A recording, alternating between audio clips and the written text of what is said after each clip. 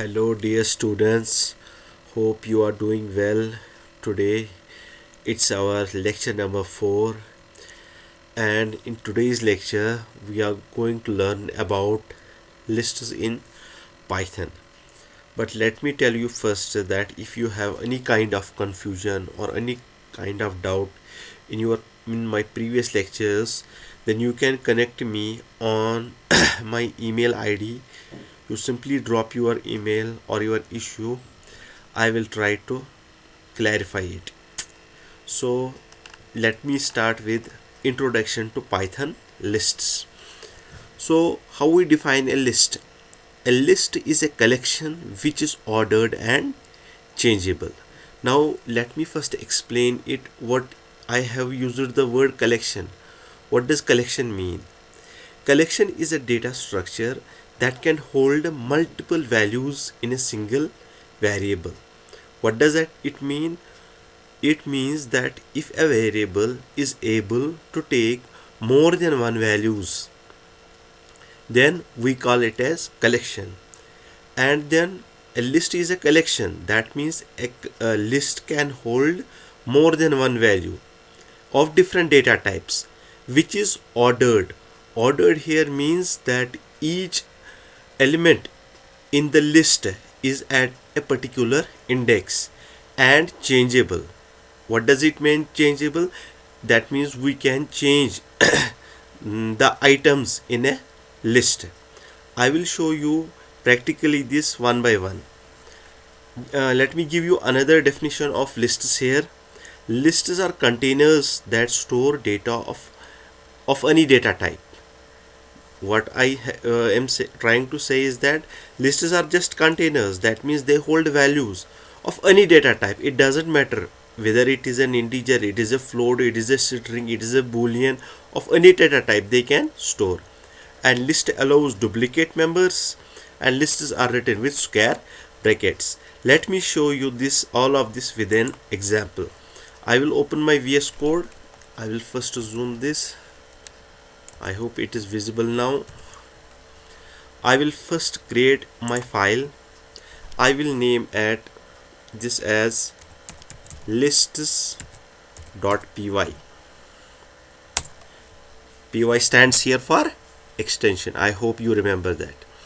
Now if I have to create a list, how I will create it? I will name this as list1 is equal to, list is created by using square brackets, and here I have to type the elements. Just like I will write hello, this will be element number 1. Hello world, this will be element number 2. And similarly I can write number even here. I can write boolean value here. I can write decimal value here. It doesn't matter. I can even write none here.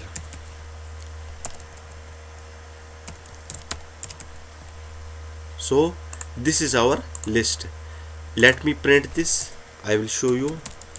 Print list1. So when I will execute my program, you can check here, the list gets printed. You can see hello world 13. That means it that's why in my definition what I said, a list is a collection. Collection is a data structure that can hold multiple values. It holds multiple values and which is ordered. Each element here, that just like it is hello world 13, these are at indexes. Hello is at index number 0, world is at index number 1, and it allows duplicate members. What does it mean? If I have written 13 here, I can write once again 13. That's not a problem for this. You can check here, 13 is also printed here. And also lists are written with square brackets. And also I will tell you one thing, that it's changeable, unlike a string. I will give an example of a string. Just like I have string Sam is equal to WORLD. If you remember, in my previous lecture I told you that W is at index number 0, O is at index number 1, R is at index number 2. If I print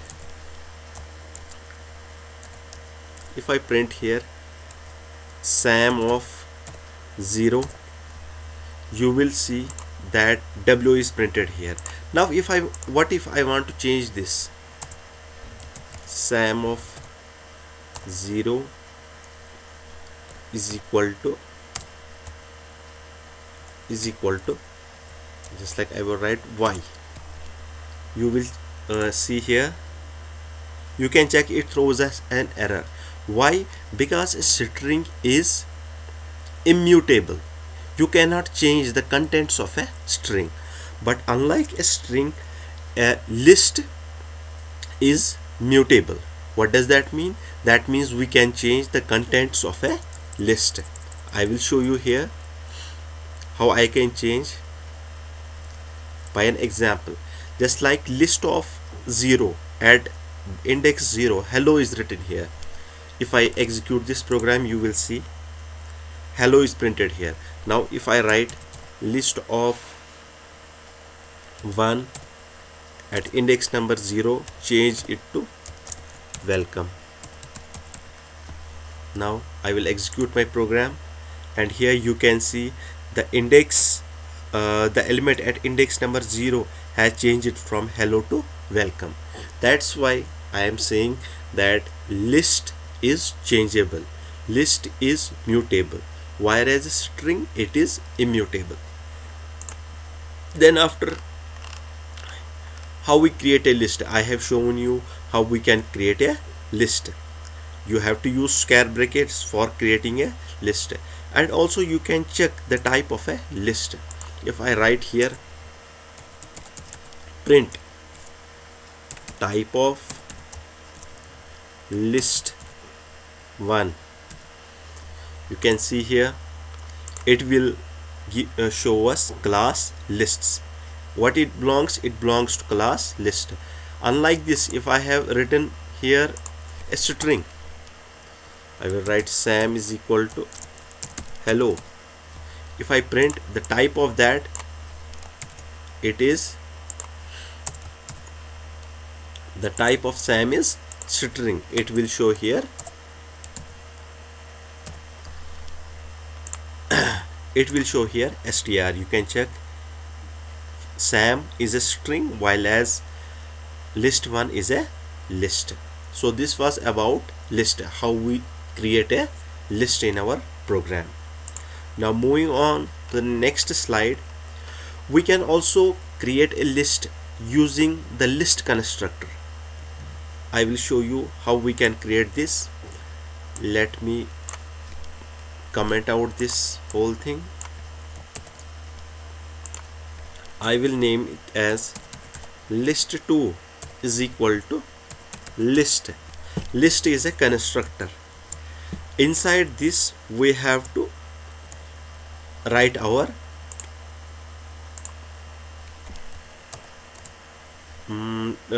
elements. Here I will write apple, I will write here mango,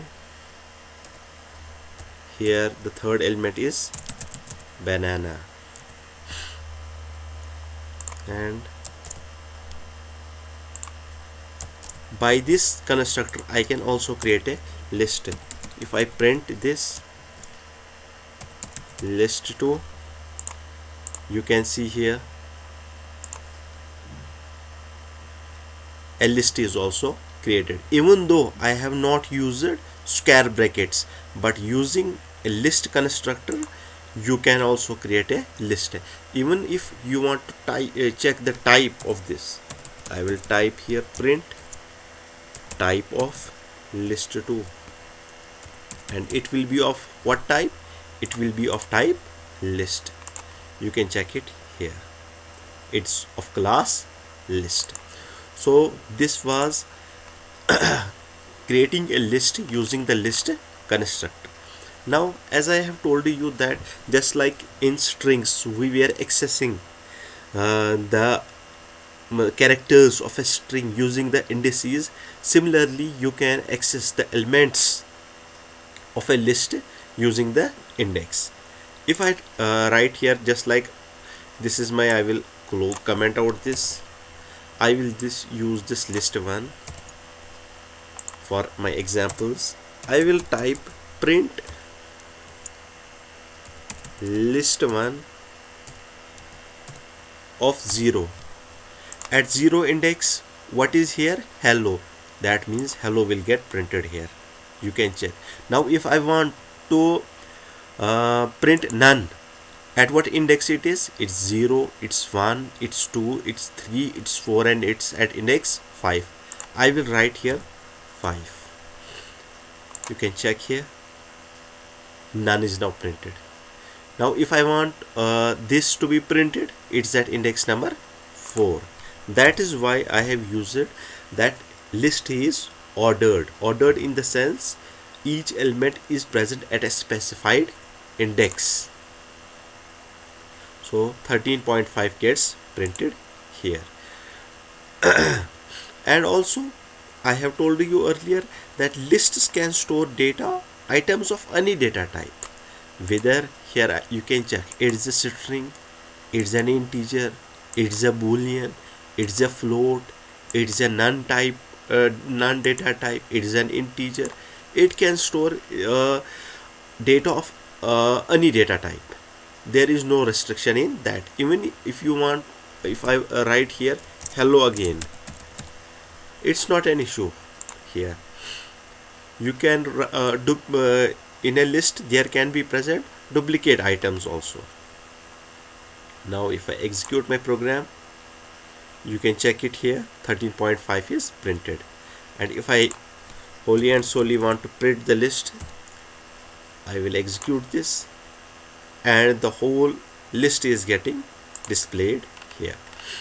Now negative indexing. As you know, in strings we saw there was a negative index. The last element was present at index number -1. Similarly in here also, at here also you can see negative indexing means start from the end. -1 refers to the last item, -2 refers to second last item. I will show you this. If I write here list, I will write -2. What will get printed? 13 will get printed because this is at -1 and this is at -2. You can check here, 13 is now printed. If I write here -5, see what gets displayed here. True. -1, -2, -3, -4 and -5. If I write here -1, you can see hello is printed because hello is at index number -1. You might be confused. I will name it as hello 1 so that it becomes clear to you. It's at present at index -1. Now there is a range, just like in strings we were printing the characters from a specific index. Similarly, we can print the elements of a list from a particular index. I will show you this.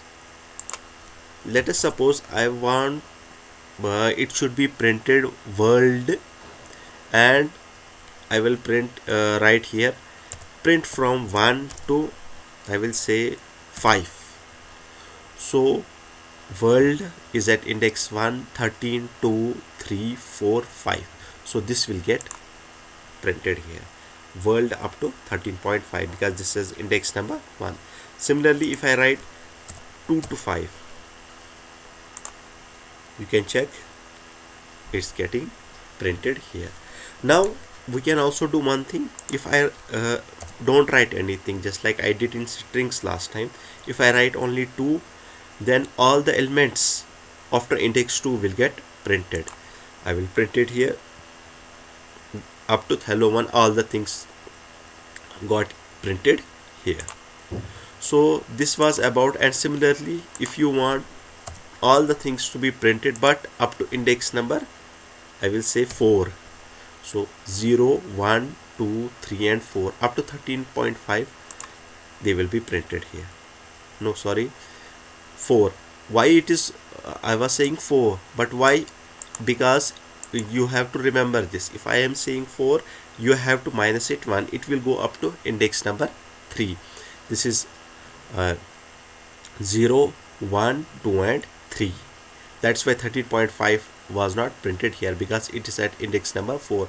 Now if you want to print up to index number 4, then you have to write one digit extra. You have to write 5 here, because since the index starts from 0, that's why we have to write a number minus 1 here. So this is the range of indexes. Now changing item values. If I want, I will print here, I will make a change here. I want the element list 1.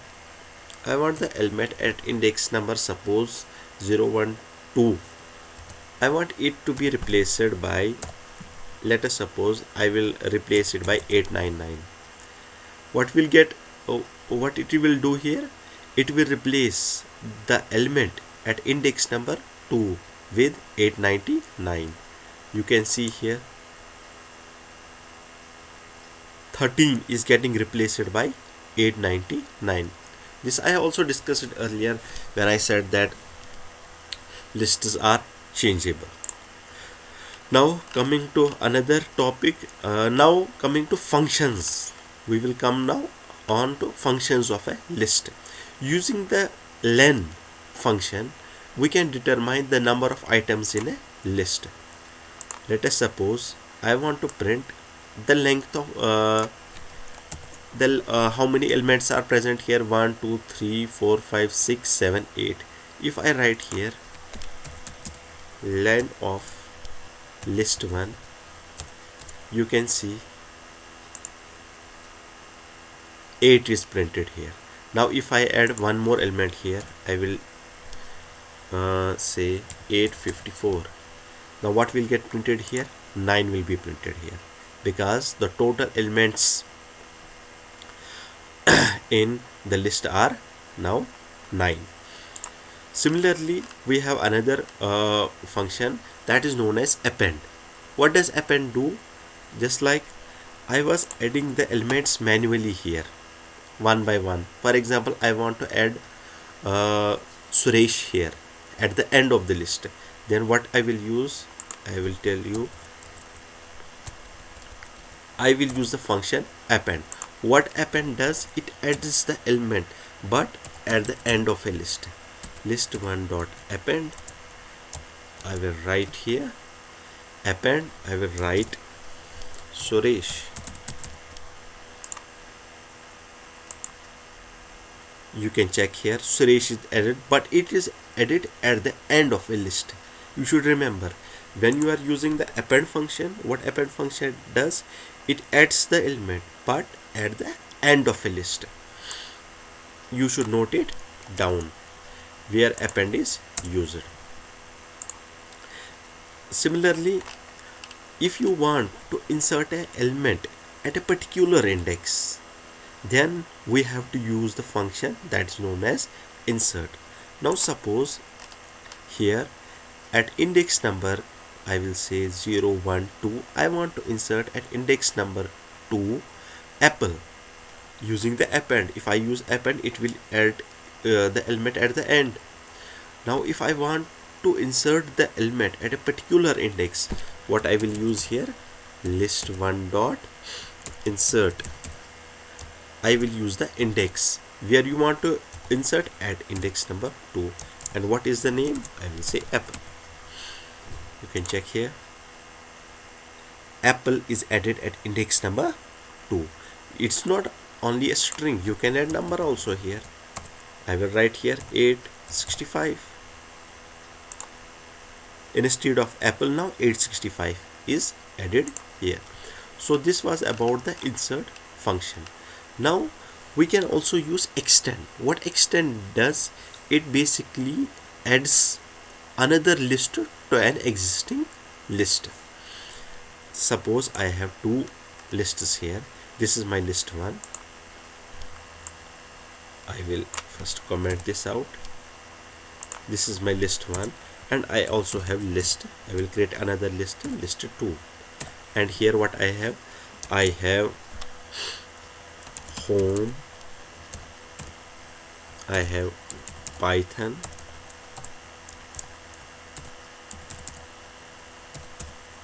list 2. Now if I want these two lists to be combined, then I will use which function? I will use the extend function, list1 dot extend, and here I will write list 2. Now when I execute list1, you can check here home and Python of list second, those are added in, that is added in list number 2. So this was also about the extend function. Now you can also do one more thing. You can just simply add, if I have list 3, if you want to combine two lists in a separate list, I will say list 1 plus list 2. You can also use plus operator, and here if I write list 3,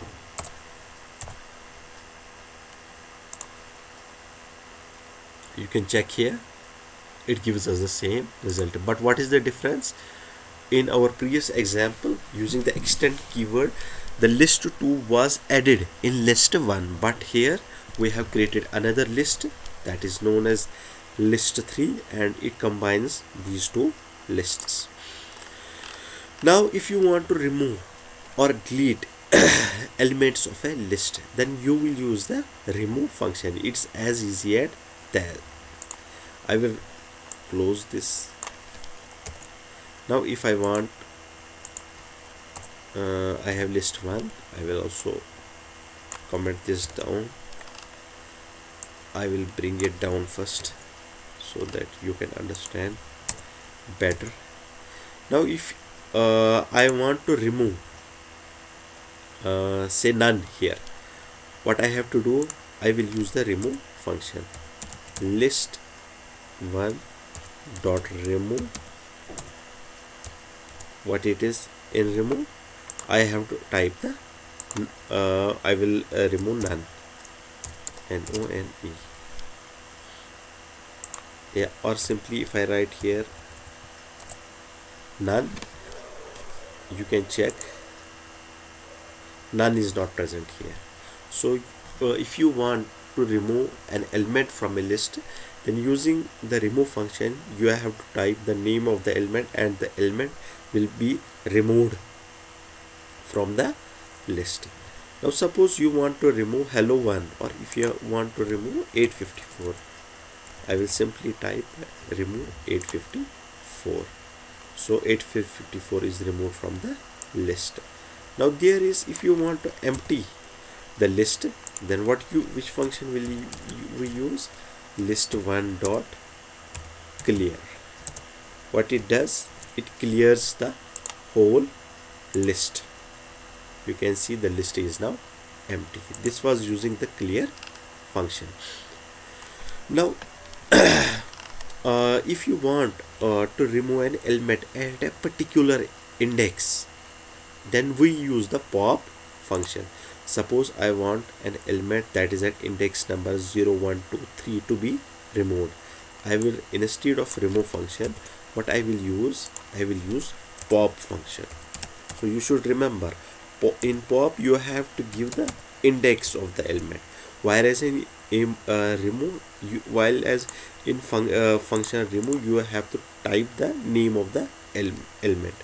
So I will write here pop of 0, 1, 2. I will remove 13. You can check here, 13 is no more here. It was first hello world 13. 13 was present at index number 2, but now it's not there. Also, if you want to delete the list, you can use the delete keyword. If I write here delete list 1, if I execute my program, it's throwing an error. Why?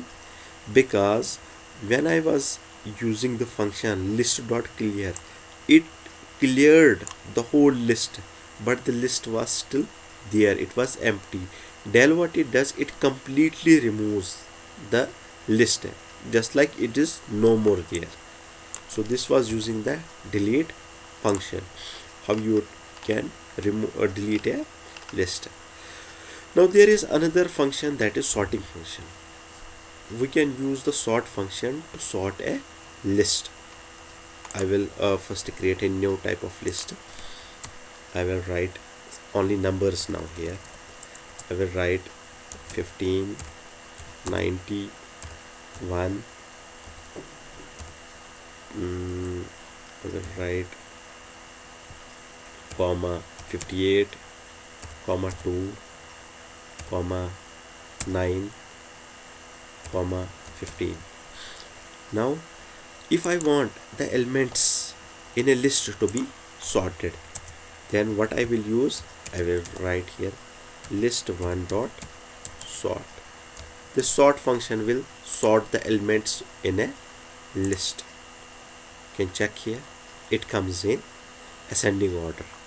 Now if you want the list to be sorted but it should come in a descending order, then we have to write here reverse is equal to true. Now here you can see 90 will come first, and then after it will come. And also if you want the elements in a list to be reversed, not to be sorted but to be reversed, I will, what is the difference between sort, what it does, it sorts the elements in a list. But if you want the elements in a list to be reversed, just like I have written 15 here, I will write 16 here. When I will reverse it, 16 will come first, then will come 9, then will come 2. So I will write here list1 dot reverse. I will use the function reverse, and you can check it here, 16, 9, 2, 58. 15 here was at the beginning, now it's here at the end. So this is using the sort list. Now what if you want to copy a list? If you want to copy a list, I have this list1. I will first comment out this. If I have list1, now if I write list2 is equal to list1, we will check what will happen here. I will write here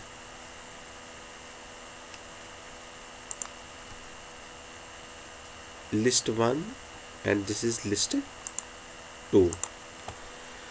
So you can directly also assign list1 to list2. If you print it here, it gives the result as like this 1590. But we have a function here that is known as copy. You can use the copy function to copy a list.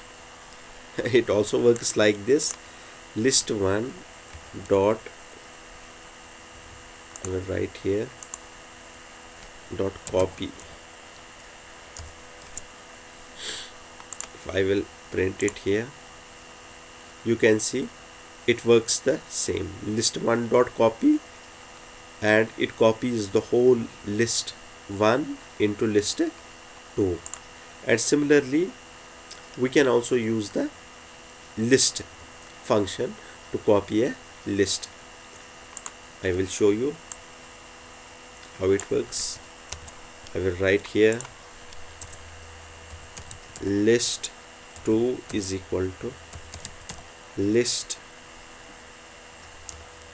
and in list I will write here list1. Now if I execute this, it gives me the same result. This was using the copy method, and another one was using the list constructor.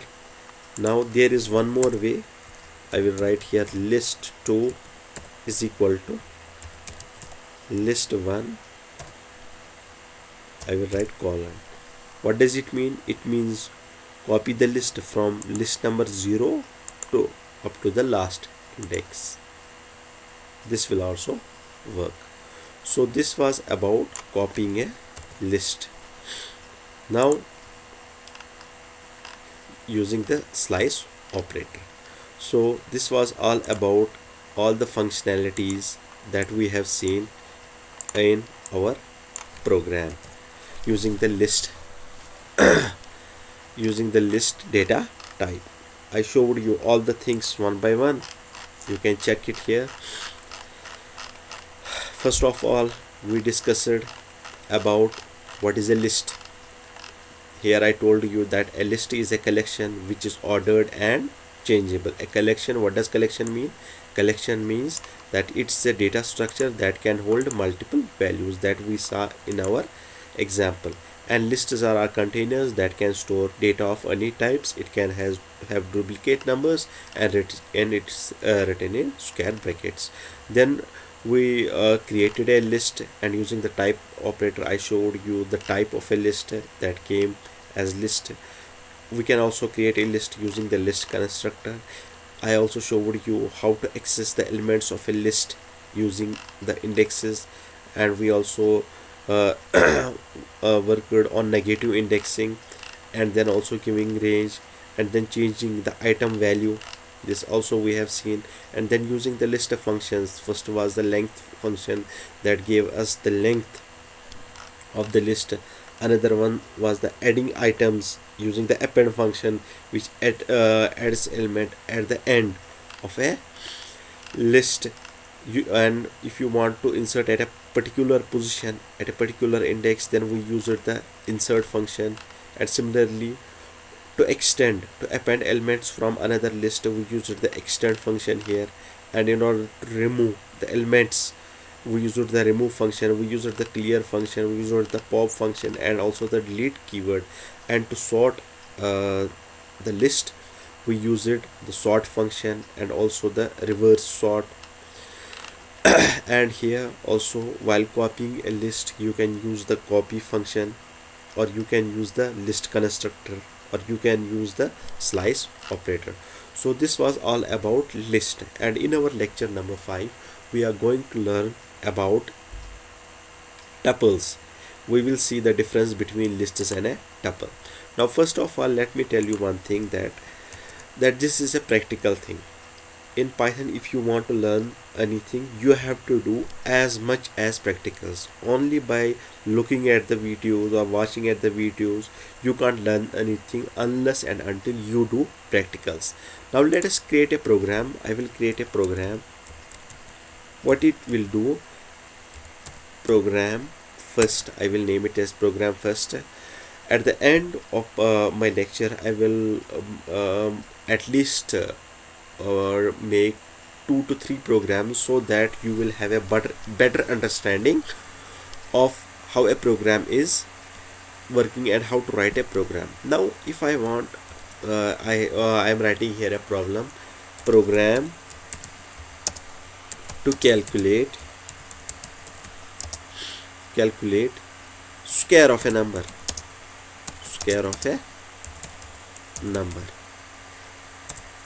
So I will give you a number, just like I will give you 2, and I will tell you give me its square. What will be the answer? 4. Similarly, a user will input any number, just like he will input 5, and what he will get the answer? 25. So first of all, I will write here, sorry, it got a little bit slow down as the light was gone. I will use the input function here. I will write here input, enter the number. I will use here input function. So I will write here input, enter the number. Here I will use colon. After taking the number from the user, what I will do, I will write here sqr is equal to I will first I will do, as you know that whatever it returns in the form of a string. So first of all, I have to convert this number into what? I have to convert this into an integer. So what I will do here, I will write number is equal to int of num. Now it will be converted into what? It will be converted into integer. I will show you. I will write here print type of num, and after using the typecast operator, it's known as typecasting, you will see that it's converted into, enter the number. I will write here 5.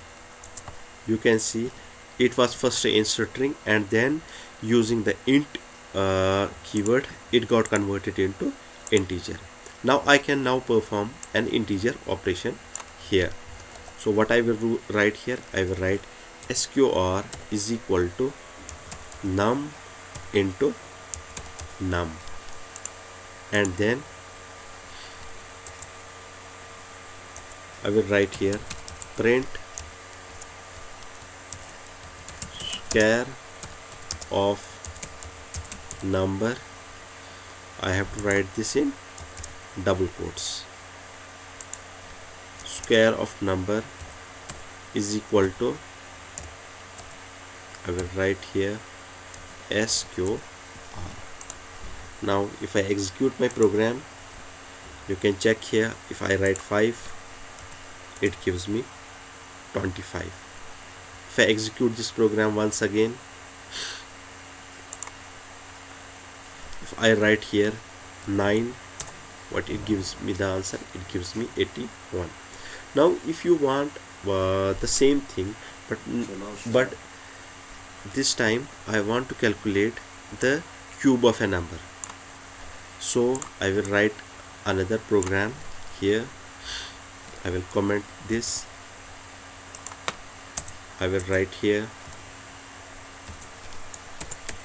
program to calculate cube of a number. Almost the logic of both the things is same. I will write here, I will uncomment this, and here I will write num into num into num, and here I will write cube of number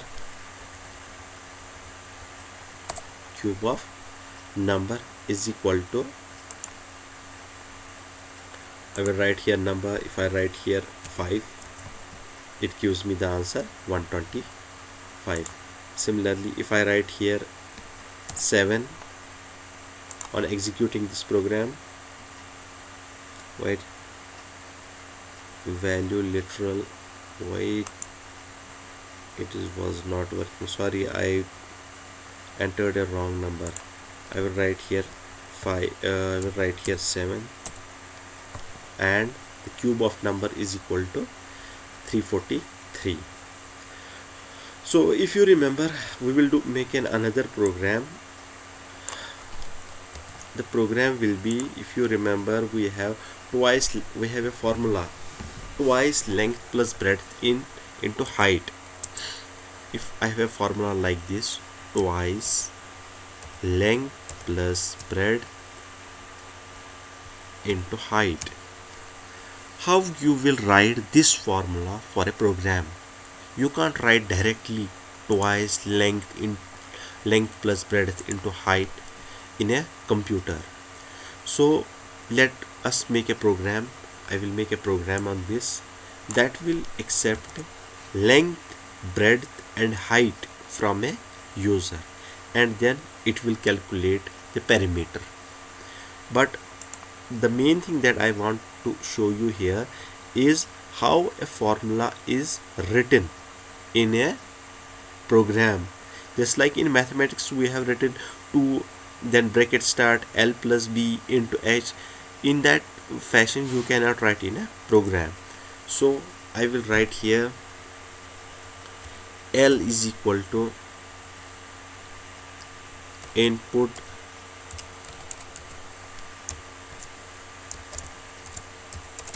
enter the length, and similarly control C, control V. Here I will write here B is equal to enter the breadth, and here H is equal to enter the height. Now after this, what I will do, as you know, whatever we will when it asks us for a enter the length, but it will be in what form? It will be in the form of a string. But since we know that we have to do calculations, for that we have to convert this. We can also convert the typecasting, we can do here also like this. I will write here int so that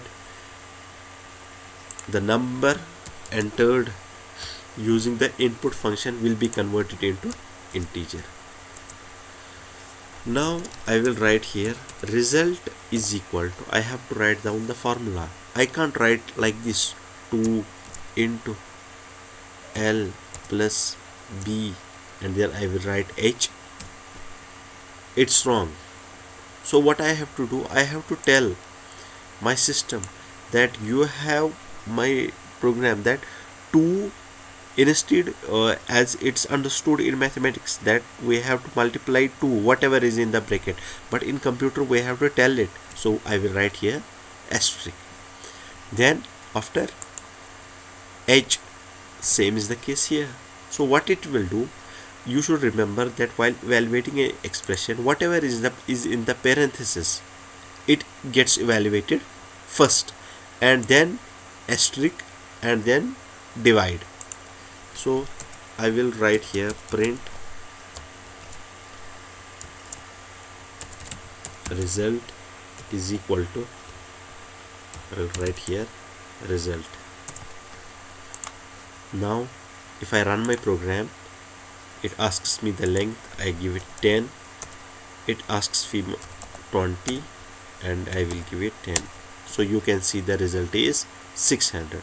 Now even if I give it the same length, breadth and height, but if I remove this parenthesis, what it will do,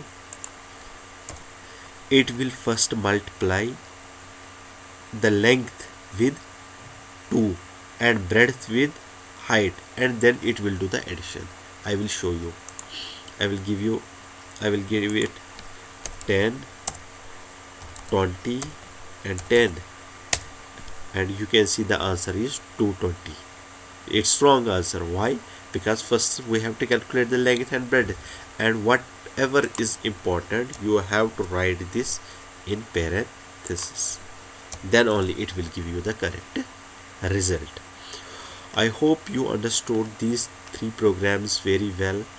In our next lecture number 5, we are going to learn about tuples, and also after I finish the topic on tuples, I will make 2 to 3 programs on lists and tuples, so you will get a better understanding of how to write a program, because most important is you have to write the program. Unless and until you don't write a program, then it's of no use of watching the videos. So this was all about the lists in our lecture number 5. I hope you understood it very well. Thank you.